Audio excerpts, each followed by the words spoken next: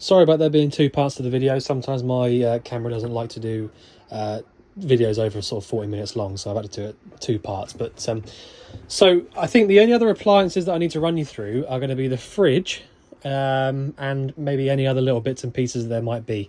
So I've shown you the cooker, the sink and the sort of pump situation we've got going on. Shown you the water on heat on gas and mains, the heating on gas and mains as well.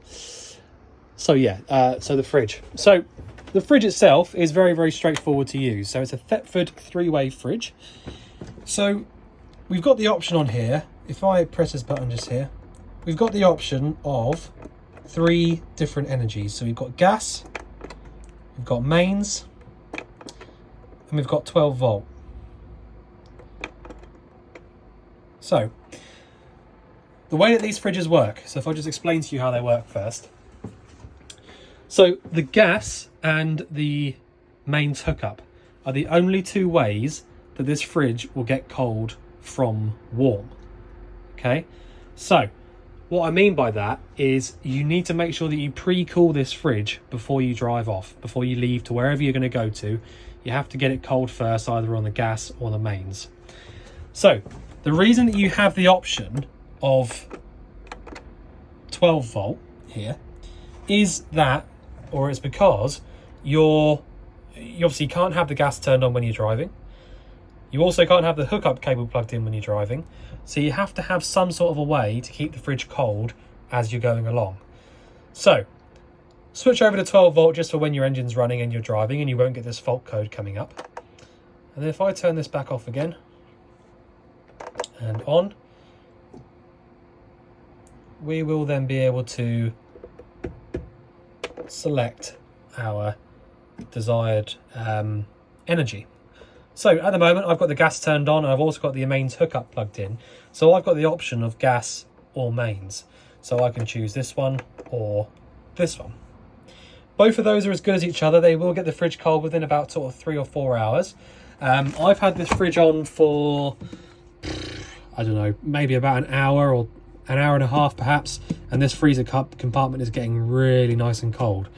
So it does take a little while. It takes a good couple of hours, but in the grand scheme of things, that's not too bad. So gas or mains to get the fridge cold, 12 volt for when your engine's running. Easy as that. There we go. In the back end of the van, we've got a couple of things. So you've got some lights in the back just here. So that's your over-counter lights all the way around. You've then got a dimmer switch. So when you press this button on here, this is your under-counter lights, and they work on this CBE dimmer switch. Below that, we've got a 12 volt socket, TV aerial socket, and a main socket there as well. Absolutely loads of storage throughout all of these top overhead lockers. Really nice deep cupboards. That's about it for the back here.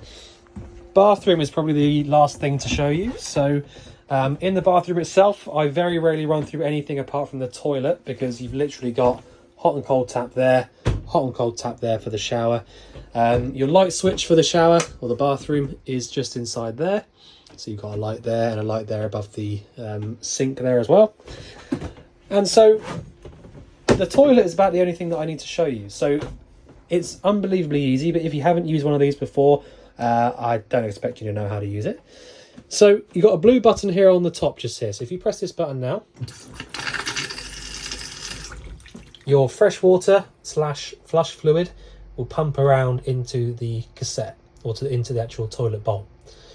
So you then got the seal between here and the cassette itself, which I have lubricated whilst I was going around before doing the video. So that will hold whatever's got into the bowl. It will hold between there and there until you push this handle to the right to allow it to drain into the cassette, which I'll do now. So what it does is it opens up that flap and then allows whatever's inside here to go down into the cassette. And then make sure that you pull it back when you're done.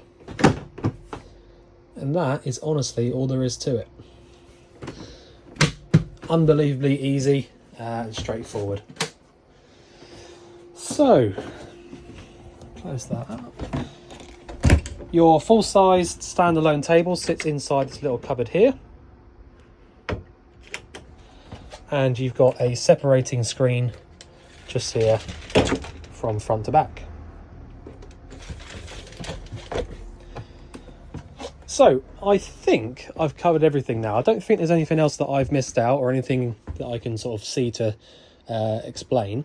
If there is anything you think I've missed out or anything you want going over again, just give us a shout. But otherwise, I look forward to seeing you soon. Thanks very much.